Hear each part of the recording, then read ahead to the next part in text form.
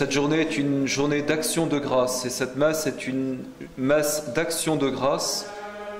J'ai récemment eu l'occasion de prendre connaissance d'une narration qu'a laissée Mademoiselle de Sainte-Preuve. Cette demoiselle native d'Alençon fut une âme pieuse, peut-être faut-il dire une âme privilégiée, je ne le sais. Elle reçut petit à petit la certitude intérieure que sa vocation était de rester dans le monde tout en menant une véritable vie d'abnégation, de recueillement, de prière, d'oblation au service des prêtres et au service du sacerdoce. La rencontre qu'elle fit avec Mademoiselle de Sambeuf, dont la famille possédait cette propriété, une demoiselle de Blois, l'amena à venir providentiellement s'établir ici, et elle fonda ce qu'on appelle une pieuse union, qui fut approuvée par Monseigneur Pasquet, qui vint dans cette maison. Ce fut la pieuse union des petites servantes de Jésus, prêtre et hostie. Un nom qui est très beau, un nom qui est très profond, et elles menèrent cette vocation plus contemplative qu'active, et elles obtinrent l'autorisation de garder la présence réelle dans le tabernacle de l'oratoire privé de la chapelle de la propriété en 1940. À la mort de Mademoiselle de Sambeuf en 1948, Mademoiselle de Sainte-Preuve demeura d'abord seule en ce domaine, fort soucieuse de trouver pour cette maison un avenir en conformité avec ces belles pages de la vie spirituelle et qui continuèrent à se réaliser. Cette pieuse union, elle fut sans doute pendant un certain temps juste dans le cœur de Mademoiselle de Sainte-Preuve et sans doute de Mademoiselle de Sambeuf qui veillait aussi du ciel. Et puis tout cela, vous ne le savez que trop, mes bien chers frères, fut ensuite pris dans la tourmente de la crise de l'Église. Car la piété de Mademoiselle de Sainte-Preuve, car la foi de Mademoiselle de Sainte-Preuve et des demoiselles ou religieuses qui étaient avec elle, lui permirent de ne pas se laisser emporter par cette folie des nouveautés conciliaires, par cette véritable rupture avec la foi de toujours introduite par le Concile Vatican II. Dès 1974, Monseigneur Lefebvre lui-même vint dans ce domaine de Pontchardon pour rencontrer Mademoiselle de Sainte-Preuve, pour encourager Mademoiselle de Sainte-Preuve. Quelques années passèrent encore jusqu'en 1978, c'était pour la fête du Rosaire, et la première messe traditionnelle de la résistance traditionnelle eut lieu le 15 octobre 1978. Mademoiselle de Sainte-Preuve était, je crois, très heureuse de voir ainsi sa maison qui servait comme une sorte de bastion dans la région de la résistance catholique, du maintien de la foi catholique et de la tradition.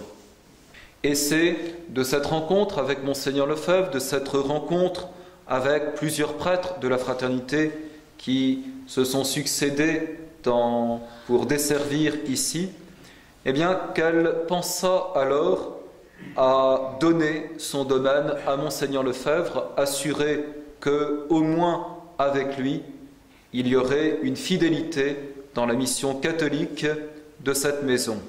Elle a écrit, je la cite, « Cela devenait pour moi une idée qui s'imposait, car je ne voyais que ce moyen de faire de ce lieu béni un centre sacerdotal où l'adoration de Jésus hostie ne cesserait jamais, selon le désir express de Mademoiselle de Sambeuf, qui m'en avait demandé l'accomplissement. » L'affaire fut conclue en 1981, je crois en présence de Monseigneur Lefebvre, à Alençon.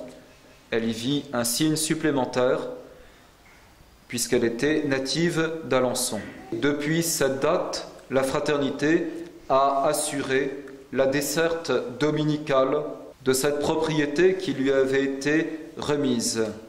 Cette belle propriété, cette propriété aussi jolie que recueillie, qui porte au recueillement, eh bien, demeurer inoccupé. Et en découvrant ces difficultés que je ne connaissais pas auparavant, je me disais en moi-même, avant que la fraternité établisse un prieuré à Blois et à Pontchardon, il y aura encore de l'eau qui coulera sous les ponts de la Loire. J'étais là de mes perplexités lorsque, première conversation que j'eus avec le Père Antoine, ici présent, commença à nous donner à l'un et à l'autre quelques idées nouvelles. Le Père Antoine me fit part de ce qu'il songeait, après avoir établi une première fondation dans le département du Gers, à Aurunc, il songeait à une deuxième fondation et il me demandait très simplement si je n'avais pas des idées. Enfin, nous avons commencé à ce moment-là à réfléchir et l'hypothèse de Pontchardon a été donnée. Le Père Antoine a commencé avec ses religieux à venir visiter, je crois, et assez rapidement tombé d'accord pour reprendre cette maison, en ayant vu toute la beauté, tout le recueillement, puis cette région qui est si agréable en même temps. Et donc la décision fut prise. Et mon cher Père, outre l'amitié que je vous porte, je vous exprime maintenant cette joie très profonde de savoir que ce seront les Capucins, votre belle communauté, qui s'installera dans cette maison.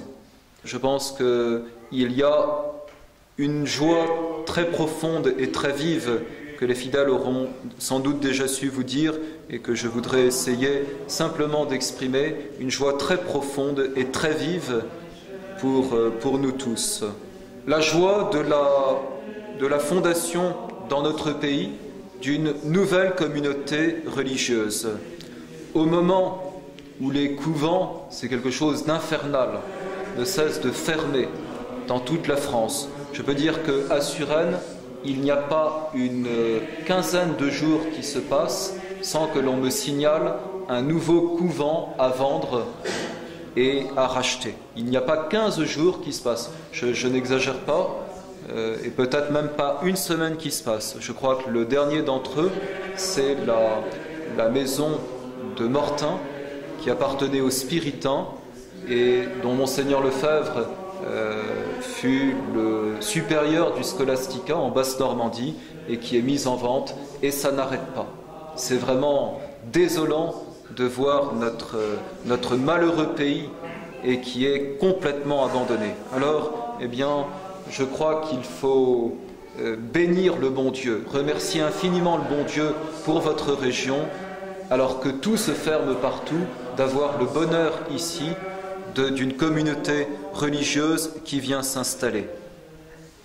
Une grande joie aussi de voir, mon Père, le développement de votre communauté, car c'est finalement tout attenu à un seul Père, votre Père fondateur, que ce rameau des Capucins puisse subsister dans la tourmente de la crise de l'Église, le Père Eugène de Villeurbanne, et quel beau développement depuis, comme il doit être heureux là où il se trouve, de voir après Morgon cette très belle réalisation d'Aurunc dans le Gers, et puis maintenant cette troisième maison qui est décidée et qui est celle de Pontchardon. Joie de pouvoir offrir à votre communauté, chers fidèles, qui va passer de ce minimum à, je dirais, une sorte de ciel, en tout cas de maximum, c'est-à-dire l'installation d'un couvent de religieux, des prêtres qui seront là d'ici 2 ans, le Père Antoine vous le dira, qui seront tout le temps présents, qui seront déjà présents par passage dans les 2 années à venir, mais qui dans 2 ans seront présents, complètement là, et à qui vous pourrez vous adresser. Je crois que vous serez passé d'un régime spirituel un peu spartiate à la table des rois. Je ne veux pas parler de la table même des Capucins, parce qu'ils prennent le repas qui elle est frugal, mais de la table spirituelle, eh bien vous passerez vraiment de l'un à l'autre. Je vois bien sûr, et vous l'avez déjà compris, que cette maison demeure dans la pieuse tradition spirituelle qui était la sienne. Nous ne pouvons pas manquer de citer ces prières de Mademoiselle de Sainte-Preuve qui si souvent supplia le ciel que la maison reste une maison de prière. Eh bien, elle l'a obtenue ô combien, cette grâce de cette présence religieuse, elle et ses compagnes. Et j'ai fait une demande au Père Antoine que je vous dis, et qui est celle que cette maison, un petit peu dans cette tradition qui a existé, qu'à cette maison soit spécialement confiée l'intention du sacerdoce et des prêtres. Père Antoine a bien voulu me le promettre que parmi les maisons des Capucins, celle-ci serait tout spécialement une maison où l'on prierait pour le sacerdoce et pour les prêtres. Je vois de l'harmonie qui existe entre la fraternité Saint-Pidis et les communautés amies. Le combat de la foi, le combat spirituel, c'est un combat qui est rude, qui est de tous les jours, et vous le savez bien, vous-même, chère famille, qui l'expérimentez tant, eh bien, quel bonheur pour nous de trouver ces communautés religieuses amies qui se trouvent ainsi avec nous, au coude à coude, fidèles depuis le début. Vraiment, qu'il est bon d'être comme des frères dans ce même combat. Et en même temps, nous savons bien que nous autres de la fraternité, qui nous trouvons aux premières lignes du combat, eh bien, nous ne pouvons nous y trouver que parce qu'il existe des poumons spirituels dans l'Église et qui s'appellent les communautés religieuses. Ces hommes et ces femmes qui sont adonnés à la vie de contemplation, qui sont adonnés au sacrifice jour après jour, qui sont adonnés à la prière, ce sont eux qui livrent l'essentiel du combat de l'Église, et c'est eux qui permettent aux prêtres, aux fidèles, eh bien, de demeurer dans la fidélité catholique. Puissent donc ces communautés religieuses toujours davantage s'accroître, se développer, attirer de nombreuses vocations. Nous n'en serons pas jaloux, bien au contraire, car nous savons que ces vocations sont un gage pour que la fraternité et que la foi catholique puissent se répandre partout. Ces communautés religieuses qui nous sont si chères, eh bien, elles ont ces dernières années pu réaliser encore dans notre pays d'autres nouvelles maisons. J'ai parlé des Capucins, je vois aussi les dominicaines enseignantes, soit celles de Fangeau, soit celles de Brignoles, qui continuent à s'accroître. Ce sont quand même 3 nouvelles communautés qui ont été fondées en France ces 2 dernières années. Une à Brest avec l'ouverture d'une école primaire, une à côté de Mantes-la-Jolie avec avec la reprise d'une école primaire, une à Nantes avec une école primaire. Cela fait déjà 3 nouvelles communautés religieuses qui se sont installées. Je pense aussi aux franciscaines de Lanorgard qui ont pu établir une nouvelle maison à côté d'Arras, à côté de Lens, dans le nord de la France. Donc c'est encore une nouvelle maison qui a été créée. Que le bon Dieu est bon, dans une époque aussi difficile, eh bien de voir cet accroissement qui se fait quand même de la vraie vie de foi, de la vraie vie spirituelle des communautés religieuses. Et je voudrais donc que les cœurs soient bien plus joyeux que tristes.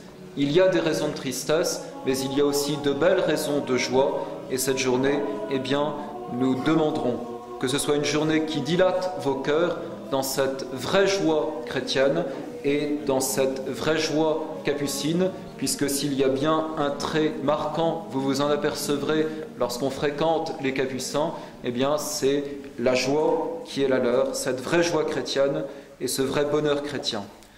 Merci, très sainte Vierge Marie. Merci, Notre-Dame des Sept Douleurs, de nous donner une si belle journée, et nous chercherons à faire notre communion de tout à l'heure la plus belle possible pour rendre grâce au bon Dieu de cette belle journée.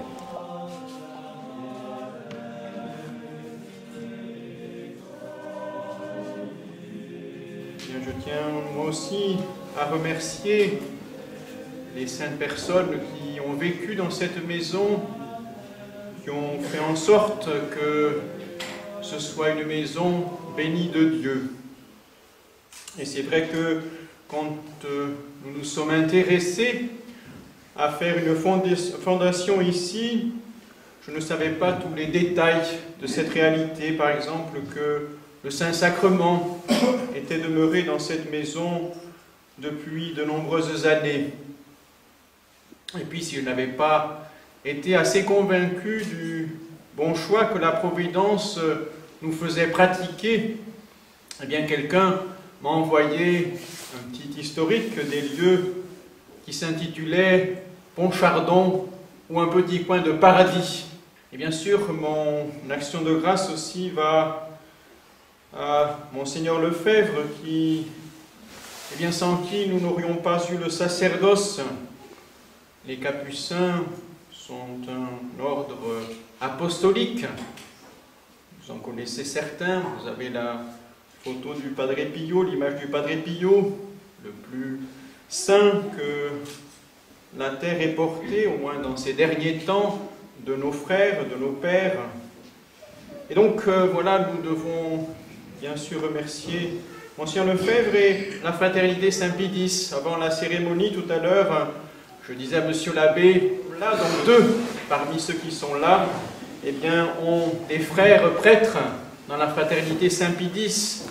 C'est je dirais que c'est une manifestation familiale, d'abord dans l'esprit spirituel, puisque c'est une démarche spirituelle que nous faisons, une démarche surnaturelle, mais aussi, la providence faisant bien toutes choses et la grâce n'efface pas la nature. Nous voyons par là la proximité que nous avons avec la Fraternité Saint-Pédis, avec les chers abbés, fidèles à Monseigneur Lefebvre. Et si nous voulons bien sûr faire de cette maison un lieu spirituel, un lieu de vie surnaturel, la Providence a bien voulu que la première nuit que nous avons passée à plusieurs ici était pour la fête des stigmates de Saint François. Donc vous le savez, ça fait partie des particularités de l'ordre des Capucins de se lever la nuit pour prier. Vous connaissez tous sûrement le petit cantique que vous avez appris enfant. Frère Jacques, sonnez les matines. Pour nous, c'est toutes les nuits que les matines sonnent. Même elles ne sonnent pas, c'est un petit instrument particulier qui nous réveille et qui réveille bien, ne vous inquiétez pas. Et donc nous allons, réciter les matines, et donc c'était pour les stigmates de Saint François. C'est tout un symbole pour nous que nous ayons commencé cette prière nocturne ici pour cette réalité des stigmates de notre Père Saint François. C'est vrai qu'avec le Padre Pio, si je ne me trompe, ils sont les deux saints de l'Église catholique canonisés qui ont porté les signes, les marques de la rédemption de notre Seigneur Jésus-Christ. C'est ce que nous voudrons faire, porter les marques, les signes de la rédemption de notre Seigneur Jésus-Christ à travers notre apostolat et dans cette région, et dans la fidélité à la foi catholique. Voilà, si nous voulons continuer ce que la Fraternité Saint-Pédis a fait pendant des années, continuer le combat de la foi généreusement, avec notre marque particulière de vie de contemplation et aussi de vie de renoncement, de vie de sacrifice. C'est une des notes caractéristiques de la vie des Capucins. Le pape Saint-Pédis le dit, il a approuvé les constitutions qui avaient été un peu remaniées eh bien, à l'occasion du droit canon de 1917, eh bien, il le dit que c'est une des notes caractéristiques de l'ordre de Saint-François, de l'ordre des Capucins, eh bien, qu'une plus grande pénitence, mais avec cette marque particulière, c'est que notre pénitence doit être joyeuse. Eh bien, pourquoi nous faisons pénitence? C'est pour satisfaire notre véritable amour pour Dieu.